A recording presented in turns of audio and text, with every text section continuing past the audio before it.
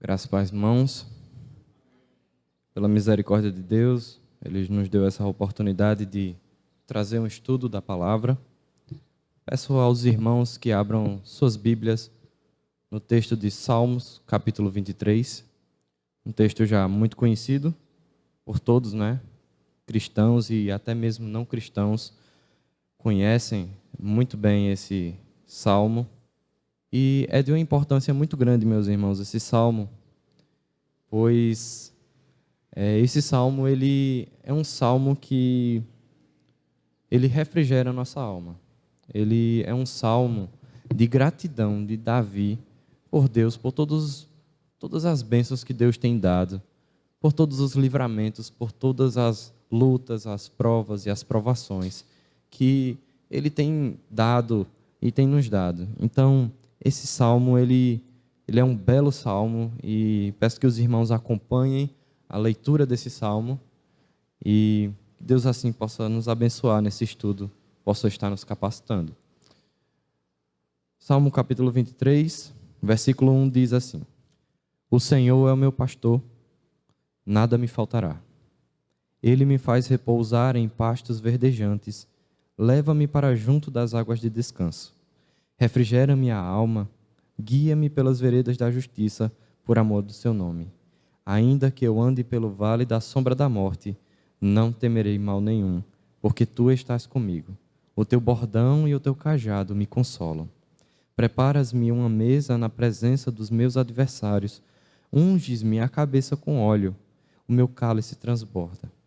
Bondade e misericórdia certamente me seguirão todos os dias da minha vida, e habitarei na casa do Senhor para todo sempre. Amém. Vamos orar. Santo Deus e grandioso Pai, mais uma vez, Senhor, estamos diante de Ti. Estamos nos colocando, Senhor, no lugar onde deveríamos estar, no pó. Mais uma vez nos curvamos, Senhor, diante de Ti, porque somente é a Tua força, a Tua graça e a Tua misericórdia que nos faz trazer, Senhor, o estudo da Tua palavra. Só é possível, Senhor, trazer algum ensinamento, se assim for trazido por meio do Teu Santo Espírito. E dessa forma nós Te rogamos, para que nesse momento os irmãos sejam alimentados, não pela força daquele que vai trazer a palavra, mas somente pela Tua força. Aquele, Senhor, que vai trazer a palavra é apenas um mero barro, um mero vaso, Senhor, sem valor. Nós Te pedimos que o Senhor assim possa abençoar, de forma que as palavras a serem trazidas aqui não sejam palavras humanas, mas sejam palavras divinas, Senhor. Palavras que saem, Senhor, de Ti, para que possam instruir e alimentar o Teu rebanho. Nós Te rogamos humildemente, no nome santo de Jesus Cristo. Amém. Meus irmãos, antes de iniciarmos todo o processo de estudo do Salmo 23, é necessário primeiro entender um pouco do contexto histórico. Onde é que Davi estava nesse momento? Há duas interpretações. A primeira é que Davi ele estaria já no seu período de reinado. E aí, no seu período de reinado, ele refletiu e aí assim escreveu o Salmo 23. Mas também há outros que dizem que Davi escreveu este salmo enquanto ele fugia. Enquanto ele fugia de Saul, Davi escreve o Salmo 23. Mas onde será que Davi escreveu? Não se tem um lugar exato onde ele tem escrito esse salmo. Mas nós podemos ter uma noção. Eu peço para os irmãos que imaginem um mapa de Israel. Aqueles que já viram, que pegaram no fim das suas Bíblias, tem aqueles mapas de Israel. Peço que os irmãos tentem imaginar aquele mapa. Israel ele é dividido basicamente em dois, a tribo do norte e a tribo do sul. Onde Davi estava era na região sul, ou seja, se você pegar um mapa de Israel, dividi-lo no meio, na horizontal, Davi estava na região sul, na tribo de Judá. A tribo de Judá era o território que ficava na tribo do sul.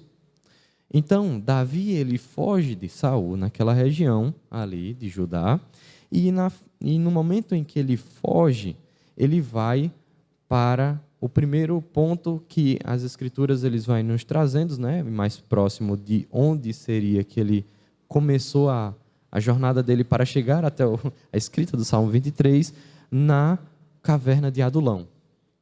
A caverna de Adulão, ela fica na região do Vale de Elá. Esse vale, ele era muito conhecido porque possuía uma grande quantidade de terebintos. Ou seja, esse vale ele se aproximava próximo da cidade de Jerusalém. Era como se você estivesse em Jerusalém e você descesse um pouquinho e você chegaria nessa região. Então, na tribo de Judá, descia um pouco de Jerusalém e chegaria lá. Davi, ele fugia nessas regiões, então ele passava por florestas, passava por cavernas. E o nosso ponto inicial para chegar até onde ele provavelmente escreveu o Salmo 23 é a caverna de Adulão. Da caverna de Adulão, lá, ele sai e vai para fora de Israel. Ele foge. Quando ele está fugindo, ele atravessa, ele sai da região sul e ele sai dos limites de Israel. Nós sabemos que quando Israel foi entrar para conquistar a terra, ele passou o Jordão, não foi? Então, agora ele vai dar a volta no Mar Morto, ou seja, ele vai sair novamente. Ele vai para fora dos limites de Israel e ele vai para a terra de Moabe. Lá em Moabe, quando ele estava fora dos limites, ele rodeou o Mar Morto, chegou em Moabe, só que ali, depois de um momento em que ele conseguiu fugir mesmo de Saul e ficar um tempo lá, de forma que até mesmo sua família pudesse visitá-lo, Deus assim envia um profeta. E o profeta manda: volte para a floresta de Herete.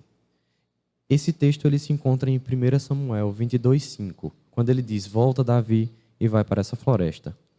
A localização não é exata dessa floresta, mas ela é próxima à cidade de Zif, no território também de Judá, que antes ele estava fugindo de Saul. Só que agora ele, ao invés de estar próximo de Jerusalém, ele estava próximo de Hebrom. Ou seja, Jerusalém é na parte mais alta, Hebrom vai descendo, e agora Davi está mais ao sul, na floresta de Herete. O direcionamento de Deus por meio desse profeta fez Davi retornar aos limites de Israel. Isso significa que novamente ele estaria no alcance das perseguições de Saul. Mas mesmo em perseguições, Davi escreve um salmo de gratidão, retratando por meio de uma comparação do pastor de ovelhas e o seu rebanho, a graça de Deus que é derramada em sua vida. E por meio desse cuidado do pastor para com seu rebanho, será onde nós tiraremos as nossas lições para esse estudo. É importante pararmos para pensar, pois Deus não deu um livramento rápido para Davi, vencendo Saul de imediato, destruindo seu exército que o perseguia, no sol escaldante do dia e nas frias noites. Ele poderia ter feito como Golias, com uma simples pedra derrotado Saul. Mas Deus não fez assim. Ele trabalhou de forma gradual com Davi, uma prova atrás da outra. Essas constantes provas faziam com que Davi tivesse momentos de dificuldades. Dificuldades estas que tiravam seu sono, sugavam suas forças físicas e o colocavam em humilhações. O fazia ser mal vistos por outros, mesmo que de forma injusta. Mas tudo isso havia um propósito, pois cada dificuldade o fazia voltar sua face ao Senhor. Um processo constante de dependência entre servo e Senhor, entre ovelha e pastor. Ele desenvolvia a dependência em Deus nos momentos de intensa perseguição e aprendia a revigorar-se no Senhor nos momentos de calmaria. Era um processo de lapidação. As provas preparavam o jovem Davi a assumir a responsabilidade de, em um momento, não só governar Israel, mas sim ser um exemplo para o povo escolhido de Deus. E ele o fez desde os seus primeiros passos, quando jovem, como pastor de ovelhas. Ele desenvolveu a coragem para proteger o rebanho dos mais ferozes predadores que um homem poderia enfrentar. Ele venceu homens de guerra e até um gigante com uma única pedra. Mas um diamante não demonstra sua mais perfeita forma, apenas ser lapidado uma face. É necessário trabalhar por completo para assim ser contemplado em sua beleza plena. Davi não poderia governar o povo, meus irmãos, de Israel apenas com coragem. Era necessário muito mais. Então o Senhor misericordiosamente o prova nas mais diversas situações. Deus entregou 400 homens em suas mãos na caverna de Adulão para desenvolver a sua liderança. Como poderia um jovem governar um reino se nem mesmo conduzia 400 homens? Ele foi traído por pessoas de uma cidade no qual antes os havia protegido em batalhas. Ele foi menosprezado por quem havia feito bem e muitos outros. Humildade, coragem, liderança e principalmente a dependência de Deus. Essas são as características que Deus estava desenvolvendo em Davi. Mas essas características não apenas deveriam ser desenvolvidas por um governante de um povo, mas por nós. Cada um de nós tem esse dever. Devemos ser lapidados durante nossa vida como cristãos. A lapidação requer golpes fortes nas diferentes faces de uma rocha para moldá-la no formato desejado. O ouro precisa ser passado pelo fogo para purificar. Os metais que formam as lâminas nas espadas são aquecidas a altas temperaturas e depois golpeadas fortemente com martelos para moldar, e não só moldar, mas fortalecer a sua estrutura, para que ela não quebre durante a batalha.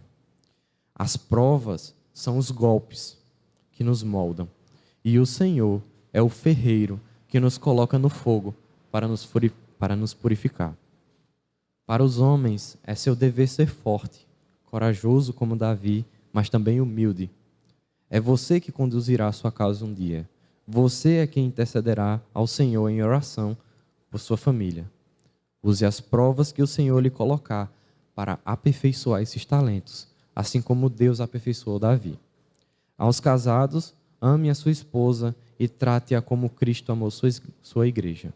As mulheres, sejam sábias.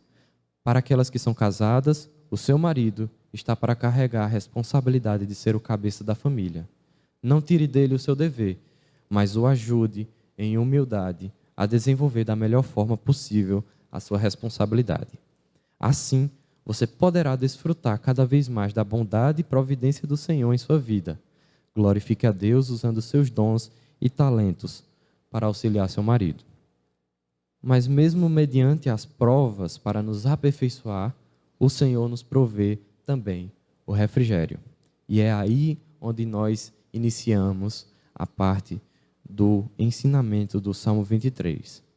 Nós vimos pelas dificuldades, as provas e o aperfeiçoamento, mas Deus também nos provém refrigério.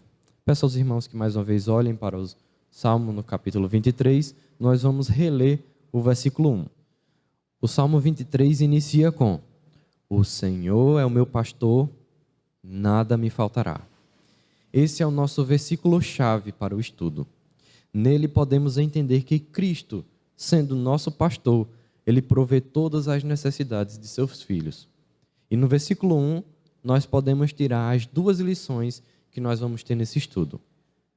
E a pergunta que nos faz responder para tirar essas lições são: Cristo provê as necessidades de seus filhos quando? Primeiro, ele torna-se o pastor do rebanho. Pastor aqui no versículo 1 não se refere propriamente ao Deus Pai, a primeira pessoa da Trindade, mas a Deus Filho. Isso porque o Pai deu o trabalho a Cristo para resgatar suas ovelhas, o seu povo escolhido. Esse ato nos é dito de várias maneiras diferentes pelos profetas e nos é confirmado na vinda de Cristo. Quando Cristo diz: porque eu desci do céu, não para fazer a minha vontade, mas a vontade daquele que me enviou. E a vontade do Pai que me enviou é esta: que nenhum de todos aqueles que me deu se perca, mas que eu ressuscite no último dia. Isso foi um ato de misericórdia, o resgate de uma ovelha que não merecia. Cristo desceu do céu em ato de humilhação para salvar aquela que estava desgarrada pelo deserto, fazendo suas próprias vontades, como inimiga de Deus, mas agora acolhida em um aprisco. Deus se faz seu pastor. Ele torna-se o pastor. Não é por força da ovelha, mas por força do pastor. Davi sabia disso. Deus estava lhe mostrando todos os dias em suas provas e dificuldades. Os seus pecados e falhas saltavam em sua mente, lhe mostrando quem ele realmente era. Ele o coloca, o retrato do pastor, e que sabia que não era senhor de sua própria vida. Ele sabia disso.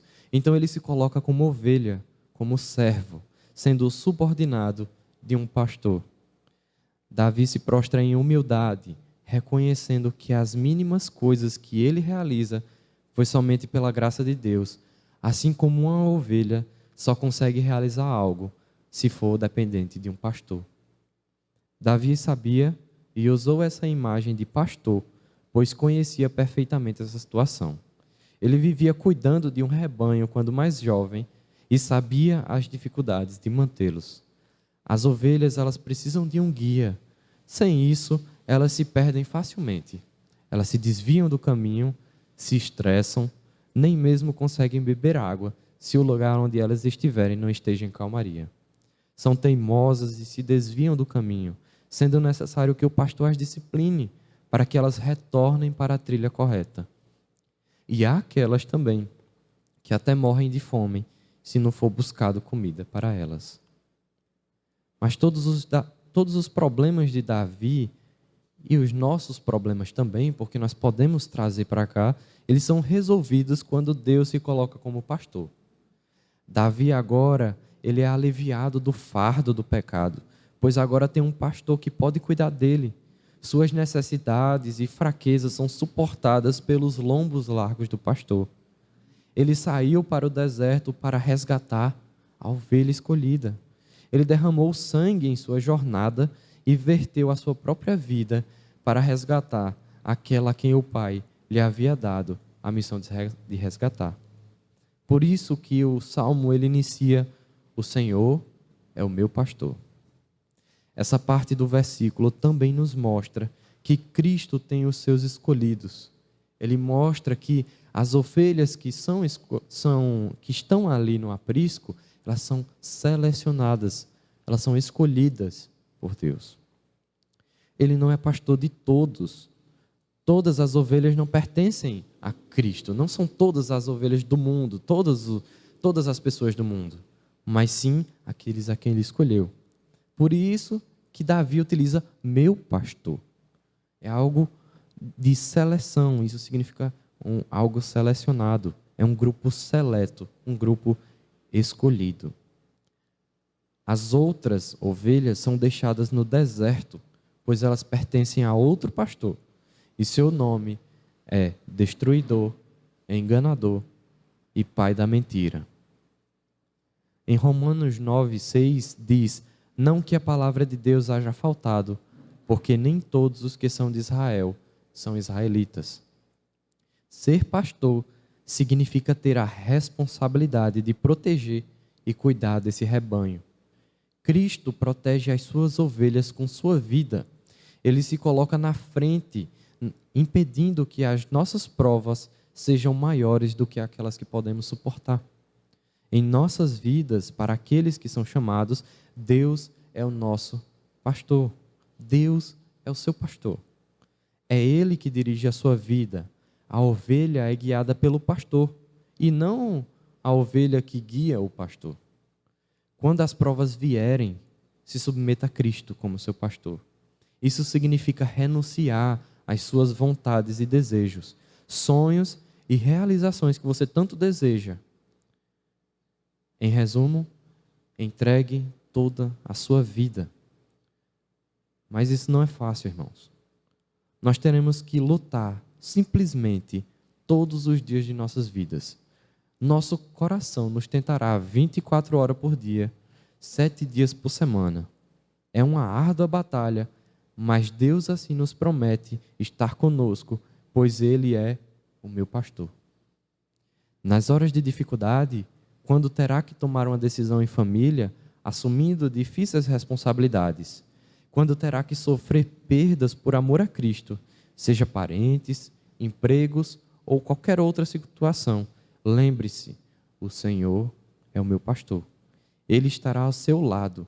Nenhuma batalha será mais lutada sozinha. Todos os dias de nossas vidas, o Senhor estará conosco. Ele estará sempre e sempre nos guiando, porque Ele é o bom pastor. E esse é o título de nosso estudo, o bom pastor. Só que nós temos um segundo ensino que nós podemos retirar. O primeiro, nós entendemos que Cristo, o Filho, torna-se o pastor.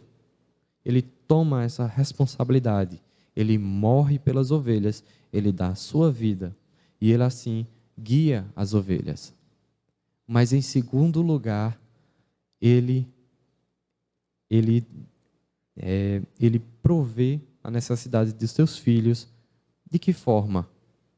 Porque ele mesmo é a provisão para seus filhos. E esse é o segundo ponto.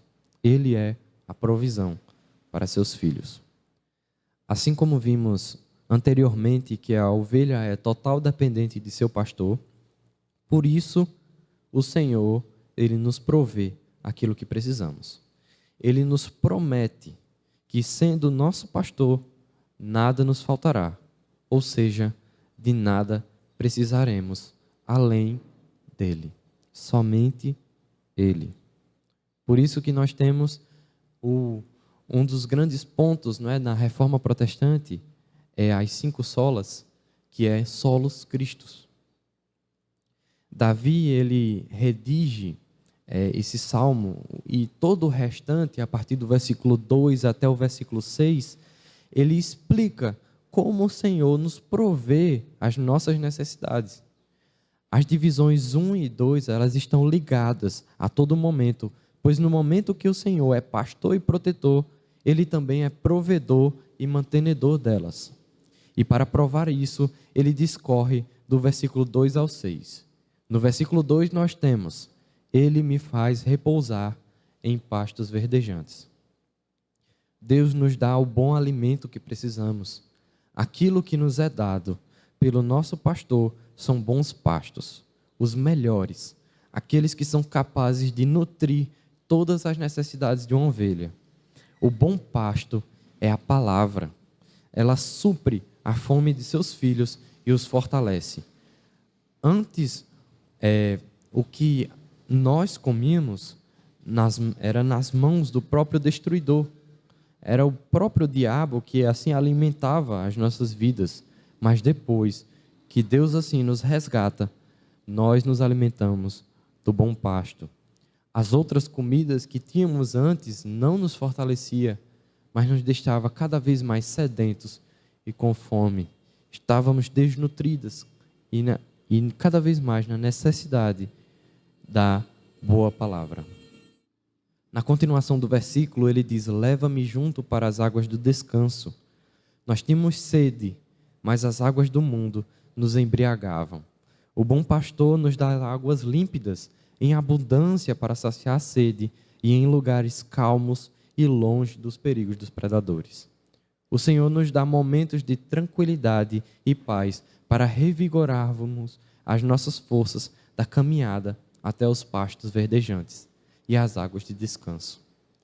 Os pastos e as águas são os primeiros elementos que Davi coloca como Deus provendo as necessidades de seus filhos. Nossa vida, ela gira em torno da palavra, que é o bom pasto.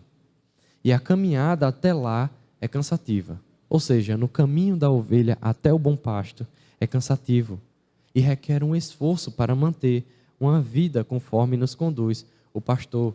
Ou seja, a caminhada da ovelha até os pastos verdejantes, que é quando ela vai se alimentar, também faz referência à nossa vida. O nosso dia a dia, a vivência diária é o caminho, a caminhada da ovelha.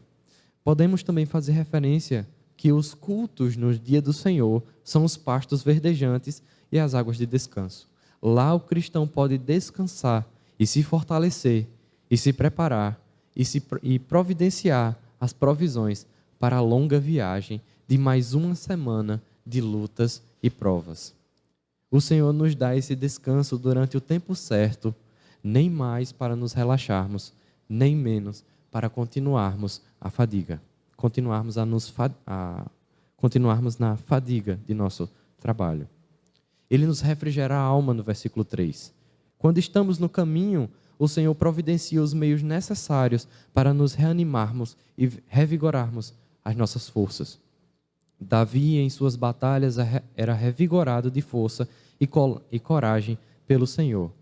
Ele cantava que o Senhor estava à sua direita, era a sua rocha e fortaleza nas tribulações. Ele não temia as dificuldades ou obstáculos no caminho. O refrigério também se dá pela providência de meios para retornar a ovelha ao caminho correto. O Senhor não somente nos revigora a força durante nossas batalhas, mas também nos traz de volta. Davi, por diversas vezes, foi advertido pelo seu desvio no caminho. Seu pecado com Batseba lhe custou a saúde por um tempo. Foi advertido pelo profeta, mas quando reconheceu o pecado, Deus logo fez voltar a sua comunhão com o pastor. A advertência de forma humilde por Abigail ao Davi, que iria exterminar Nabal, salvou a sua casa e assim mostrou o erro a Davi. Para cada momento de nossas vidas, Deus usa os meios para nos advertir e nos trazer de volta ao caminho. O bordão do pastor nos envolve e traz de volta ao caminho. Por isso que o bordão ele possui um formato de gancho, porque ele captura a ovelha que está no caminho errado e a puxa de volta para o caminho. Isso ele refrigera a nossa alma dessa forma. Ele nos traz, às vezes é doloroso, às vezes caímos em algum lugar, em algum poço e é necessário puxar. E para puxar é necessário força. Mas Deus nos traz de volta. Ele também nos guia pelas veredas da justiça, por amor do seu nome. Sendo resgatado pelo pastor, agora o cristão pode ter uma vida de obediência à palavra de Deus, pois os méritos de Cristo se colocam na frente entre Deus e o homem. Quando o pai olha para a ovelha pecadora, ele não vê o pecador, ele vê a Cristo, o Filho amado, perfeito e sem defeito. Agora sim, ele pode andar nas veredas da justiça. No versículo 4, nós vamos ver as dificuldades quando, ainda que eu ande pelo vale da sombra da morte, não temerei mal nenhum, porque tu estás comigo. O Senhor também nos prova e nos provê livramento. O Senhor anda conosco mesmo nos momentos mais sombrios de nossas vidas. Davi passava por isso constantemente. Ele sabia o que era andar no vale da sombra da morte. Ele era perseguido e não saberia se viveria outro dia. Os pensamentos não lhe deixavam dormir à noite, mas ele se alegrava quando vinha pela manhã, pois lembrava-se que havia o bom pastor. Quando as aflições nos atingem, meus irmãos, e as sombras da morte nos levam ao mais fundo desespero, no ventre do peixe, mas lá, naquele fundo e profundo abismo, lá se encontra o Senhor. Ele se encontra conosco. Ele sabe que as dificuldades e as nossas provações são para o nosso bem. As dores nos fazem pensar que Ele nos abandonou, mas no mais profundo abismo, no mais recôndito e escuro lugar das cavernas que passamos, lá está Ele. Então os nossos medos se transformam em alegria. O teu bordão e o teu cajado nos consola. Não mais estamos sozinhos. A luta não é travada pelos nossos méritos, mas pelos méritos do Senhor. Preparas-me uma mesa na presença dos meus adversários. Ou seja, antes os cristãos eram perseguidos e mortos pelos filhos do maligno. Eles zombavam e escarneciam dos filhos de Deus. Mas agora o Senhor lhes provém em abundância o livramento do vale da sombra da morte e nos prepara uma mesa para todos os seus filhos. Isso é uma alusão à vitória sobre a morte e o maligno. No dia, os filhos serão ressuscitados juntos com o Pai e assim tomarão a última ceia. Não ainda em imperfeição na terra, com corpos terrenos, mas em perfeição, junto com o Pai. Ele nos unge a cabeça com óleo, ou seja, o Senhor dá aos seus filhos a abundância. Ele os unge. Esse deleite é completo e segue da expressão o meu cálice transborda, representando mais que plena satisfação. Ou seja, as ovelhas se satisfaziam e haviam satisfação no seu bom pastor. Para os conceitos humanos, essa abundância e o cálice transbordar significava para os seres humanos como se fosse a verdadeira felicidade, ou seja, a mais cobiçada busca em nossos dias. Mas ela não poderá ser desfrutada por aqueles que estão fora dos escolhidos, ou seja, isso só poderá ser desfrutado por aqueles que são seus filhos. Eles estão presentes, os filhos do inimigo estão presentes, mas como adversários. Eles não podem aproveitar o banquete que uma vez rejeitaram em vida. O último versículo nos faz pensar em como Davi via a eternidade bem em frente aos seus olhos. Ele vivia como se estivesse já contemplando o regozijo e eterno celestial, de forma que a sua vida é enchida de alegria, e ele diz que a bondade e misericórdia certamente me seguirão todos os dias da minha vida. A sua vida estava completamente nas mãos do Senhor, e isso era o que lhe dava regozijo. E assim deve ser as nossas vidas. Nossos dias passarão, meus irmãos, em instantes. Os segundos se tornarão minutos, os minutos em horas, as horas em dias, dias em semanas, semanas em meses, meses em anos. E assim, a ampulheta da nossa vida já está se esvaindo cada vez mais, desde o momento em que nascemos. Alguns se esvaziam mais rápido do que outros, mas o tempo, ainda assim, continua a decorrer. Em nossa vida nós temos tudo o que precisamos, pois o bom pastor nos provê tudo o que necessitamos. Davi também diz que habitarei na casa do Senhor para sempre. Isso significa um regozijo no eterno aprisco, ou seja, na casa do Senhor, a adoração contínua e eterna, junto com o bom pastor, sem medo ou dor ou pecado. Será nosso prazer estar junto com o Senhor, louvando para todo sempre com os anjos. Por isso, vivemos com os olhos no alto, não para esse mundo. As provas, elas nos capacitam a desfrutar cada vez mais das bênçãos dele.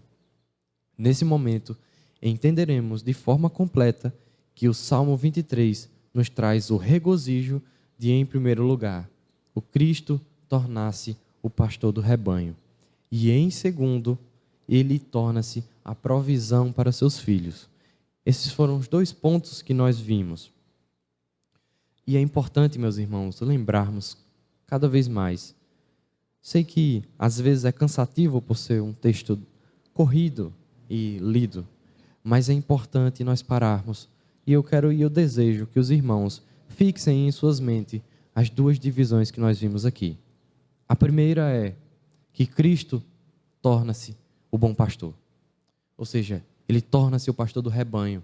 Ou seja, significa que aqueles que são escolhidos de Deus não serão deixados nunca, em nenhum dia de sua vida. Mesmo nos momentos mais sombrios, mesmo nos momentos mais difíceis, mesmo nas perdas, mesmo nas provações, o bom pastor estará ao seu lado. E em segundo lugar, nós temos a segunda divisão, que é que Cristo provê aos seus filhos tudo o que eles precisam. Tudo o que seja necessário, seja alimento, seja necessidade, seja fortalecimento, seja talento ou qualquer outra coisa, Ele assim vai nos prover, meus irmãos. Ele assim estará conosco, junto, para nos ajudar e auxiliar em nossa caminhada. Assim como Davi via quando ele levava as ovelhas e o rebanho de seu pai. Ele sabia que aquele rebanho era necessário ter um pastor para conduzi-las. Assim também nós temos que reconhecer essa necessidade do bom pastor estar ao nosso lado. E nós aplicamos esse estudo com as seguintes palavras. Para aqueles que já reconhecem Cristo como o bom pastor, continue na jornada. Não se desviem. Sigam, até mesmo, se for necessário, no passo do gado. Acompanhem o pastor, pois ele lhes levará aos pastos verdejantes. Mas para aqueles que ainda não têm, adverto e digo aos irmãos: cuidado, corra aos pés dele e reconheça a sua miséria. Assim como as Escrituras diz: beijai o filho para que não se ire, talvez ainda haja esperança. O Senhor, ele é bondoso, mas ele também é justo. Ele proverá um banquete, mas apenas aqueles que estão no aprisco vão poder desfrutar. Os outros, que são do outro pastor, serão envergonhados. Eles ficarão de fora e serão jogados para observar a vitória dos filhos de Cristo. E aí, se você não faz parte desse rebanho, você observará, mas observará em dores de morte o grande banquete no grande dia. Que isso seja de alerta, meus irmãos, e também de regozijo para aqueles que já são filhos de Deus. Que Deus nos ajude. Amém.